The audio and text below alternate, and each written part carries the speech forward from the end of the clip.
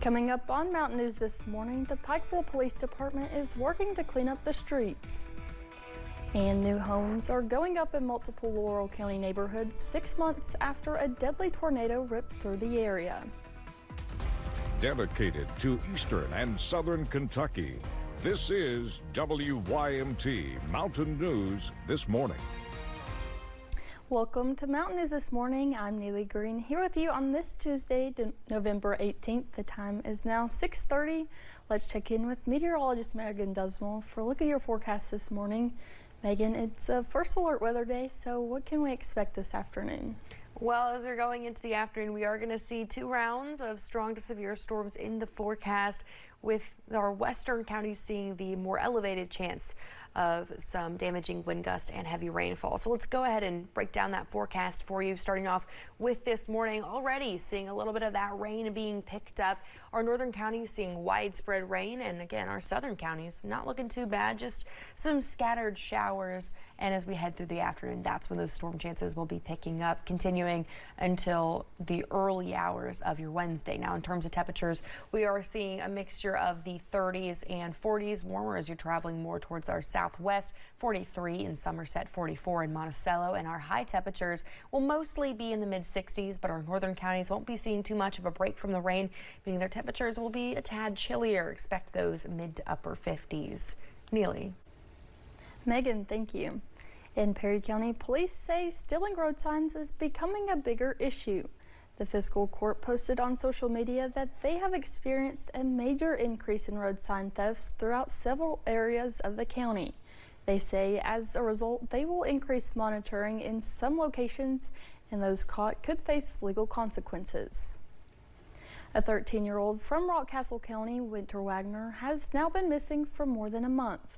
WYMT's McKinley Calandrino spoke to law enforcement as the search continues. 13-year-old Winter Wagner was reported missing on October 14th at approximately 6:15 p.m. Wagner was last seen near Wolf Creek Road in Rockcastle County, where she was living with a foster family. While she has run away before, her family believes this time is different. The one time she did leave before, she stayed in the woods for maybe an hour, and she called a family member to come and get her. She wanted to come home, and that's the difference. She communicated, and with this specific instance, there is no communication whatsoever. Wagner's family members say there might have been clues as to why she would run away, but the timeline is what's concerning. There was a text that went out saying she was going to Florida, and it was sent to our cousin Paisley, but we have no proof that she actually is the one that sent it. She did express some unhappiness from what I've been told.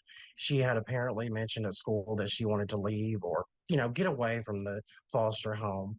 But even then, that does not explain disappearing for over a month with zero contact. Deputies with the Rockcastle County Sheriff's Office say they have been searching and conducting interviews since the day she went missing. We've done several days of land searches there with drones and people on the ground, working in teams. We've checked caves. They actually rappelled down into caves. It was a very extensive search we done in the area. While they do not have any leads on her whereabouts, several law enforcement agencies say they are working daily to bring Wagner home safely. And there really hasn't been a let up, and we don't perceive a let up until we find that winter. In Rockcastle County, McKinley Calandrino, WYMT Mountain News. The Sheriff's Office say they have been working daily with Kentucky State Police, U.S. Marshals, and the FBI on the case. If you have any tips on where Winter may be, call 606-256-2121. A Lincoln County woman is facing charges after investigators say she repeatedly abused a disabled adult in her care. According to an arrest citation, Sandy Gale Whitaker was arrested on Friday after Adult Protective Services called police about a possible abuse involving a woman who could not take care of herself. A family member who told police Whitaker had been caught on video physically assaulting the victim on multiple occasions, including punching her in the face. The Hazard Police Chief is talking about an incident last Thursday at the Hazard Walmart. An incident in the parking lot triggered a lockdown. Hazard City Police Chief Zach Miller says in the grocery pickup area, Evelyn Nichols was waving around a handgun. Police arrested Nichols and charged her with disorderly conduct, wanton endangerment, and terroristic threatening. Miller says it was a priority to the police as well as Walmart to keep folks safe. You know, the end goal of us is to always maintain public safety. So from my point of view, it's a win-win because officers weren't hurt, the suspect wasn't hurt, and nobody within the public was hurt at that point. Miller says it took officers 9 minutes after receiving the call to arrive at the scene, locate the suspect, and get witness statements.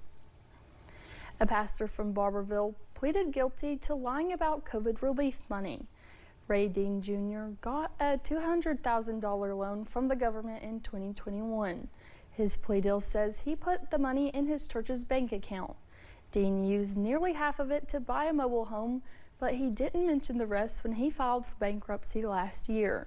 He's facing up to 5 years in prison and he'll have to pay the money back. A man pleaded guilty to a deadly drunk driving crash that killed a 2-year-old in Clark County. Nathan Miller crashed on US 60 in June 2023. 2-year-old Thomas Reed was a passenger and he died. Miller entered a guilty plea November 12th. He admitted to vehicular homicide under the influence of alcohol and assault with a deadly weapon. Prosecutors recommend a 20-year sentence. The Pikeville Police Department is working to clean up the streets, reporting several arrests after a recent drug roundup. The coordinated operation devoted to finding and arresting people suspected of distributing fentanyl and methamphetamine in the Pike County area resulted in 11 arrests Friday. Officers say they served sealed indictments warrants with several groups of officers dispersed throughout the county as part of the ongoing initiative to get drugs and dangers off the streets. We are out there just trying to make a dent in that. So this is just a widespread event that we're going to be doing on the regular. Walkridge says the roundup also found several stolen items and resulted in additional arrests for crimes discovered during the operation. It's been 6 months since a deadly tornado ripped through parts of southern Kentucky.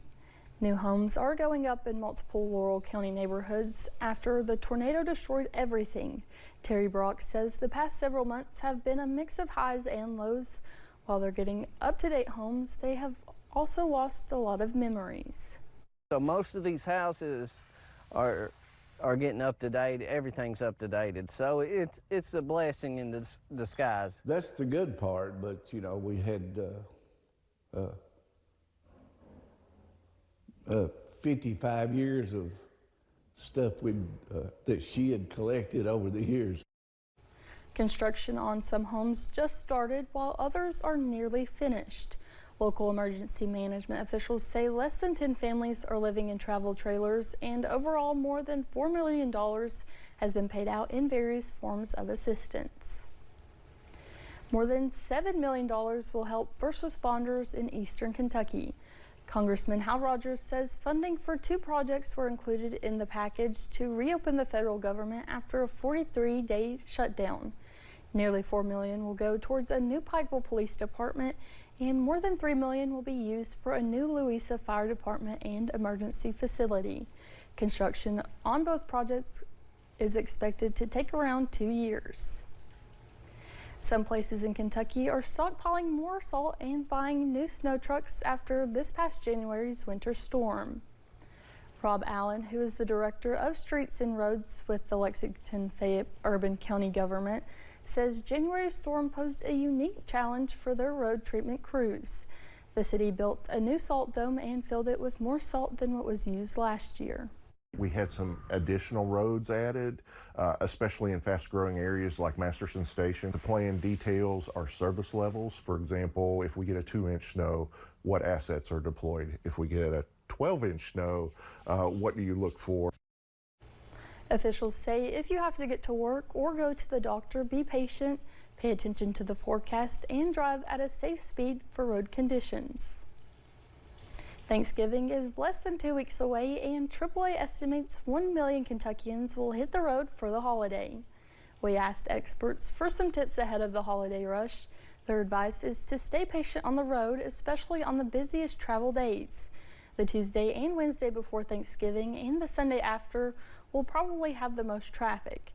Lori Weaver Hawkins with AAA of the Bluegrass says you can avoid some of that traffic depending on when you leave. So if you are driving, you want to get on the road in the morning if you can to avoid the heaviest traffic, preferably before about 11 a.m. Overall travel is up 2% compared to last year, and it's slightly above pre-pandemic levels. Weaver Hawkins says that could be because of stable gas prices. In Kentucky, the average is $2.76 a gallon. In West Virginia, the South Hills chapter of the National Wild Turkey Federation celebrated its 9th year participating in the Turkey Hunters Care Program. The chapter distributed 1,500 frozen turkeys to local food banks around the tri-state just in time for the holiday season. They hosted a distribution event Saturday at the South Point Walmart, which is also a partner in the event. We work with local churches, we work with food banks, we work with local schools. I mean, we got it's a tri-state area. In fact, it ain't just one person here in Lawrence County. We support the whole tri-state area. The chapter thanked local businesses that have helped in this event happen through the years. We're looking at those chilly temperatures to begin off your day, so if you haven't already had that coat ready, make sure you're putting it on. We're looking at a mixture of the 30s and 40s. By the time we head to the afternoon, we are going to see some warmth, but the rain is really going to limit some folks. Our southern counties seeing a mixture of the mid-60s, but our northern counties already starting to see some of the heavy rain, which will continue throughout the day. Will be a tad chillier in the mid-50s. Now, this rain won't stop, and in fact, we do have storm chances in the forecast as we're heading into the afternoon, continuing through the evening and overnight. Your temperatures, though, as you're heading off to school, you can expect a mixture of the upper 30s, low 40s with those cloudy skies. Again, some folks seeing some of that rain already, and by the time you're heading home, still going to be seeing some cloudy skies and some of the storm chances. Temperatures in the low 60s. Neely. Megan, thank you, and thank you for joining us. The time is now 6:41. Still to come on Mountain News this morning.